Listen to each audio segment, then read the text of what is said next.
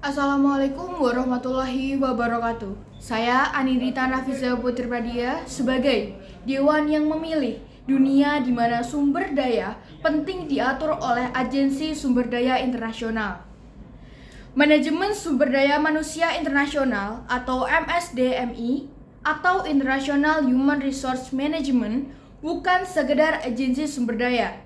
Manajemen sumber daya manusia internasional adalah proses pengelolaan tenaga kerja yang melintasi batas negara untuk mendukung pencapaian tujuan organisasi secara global. Yang bertanggung jawab merencanakan, mengorganisasi, mengarahkan, serta mengendalikan kegiatan yang berkaitan dengan sumber daya manusia di berbagai negara. Saya menyetujui argumen bahwa dunia memilih sumber dayanya diatur oleh Agensi Sumber Daya Internasional. Beberapa poin yang mendukung argumen ini seperti yang pertama, menjamin keadilan dalam monopoli perdagangan dunia. Yang kedua, pengelolaan sumber daya untuk kemanusiaan. Yang ketiga, mencegah konflik dan peperangan. Masuk pada argumen yang pertama, menjamin keadilan dalam monopoli perdagangan dunia. Sumber daya alam sering terkonsentrasi di wilayah tertentu, seperti contohnya pada tambang emas dan tembaga di Papua. Papua termasuk salah satu tambang emas dan tembaga terbesar yang beroperasi di wilayah pegunungan Papua, seperti di Mimika yang dikelola oleh PT Freeport Indonesia.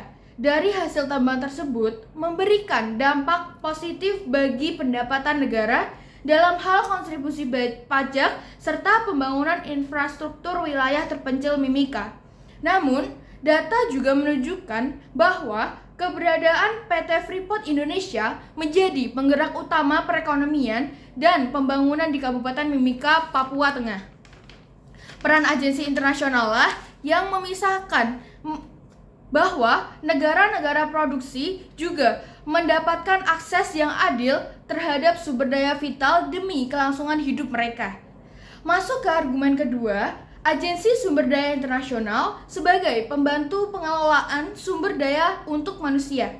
Saat ini kita mengetahui bahwa sumber daya vital dikuasai oleh korporasi global atau kepentingan elit dunia. Namun, sumber daya merupakan warisan bersama umat manusia atau Common Heritage of Mankind. Dengan ini, Agensi Sumber Daya Internasional memiliki peran utama untuk menggeser fokus dari sekedar akumulasi kekayaan menjadi pemenuhan kebutuhan secara global. Argumen ketiga, mencegah konflik dan peperangan. Sumber daya alam adalah pemicu utama konflik internasional dan perang, baik perebutan akses maupun penguasaan jalur distribusi. Keserakahan atas minyak, gas, mineral, air, dan tanah yang subur pada akhirnya menciptakan konflik dan ketegangan seperti akhir-akhir ini. Perang di wilayah Asia Timur, konflik antara Iran, Amerika Serikat, dan Israel mengancam jalur distribusi minyak dan gas yang berpotensi memicu krisis energi global.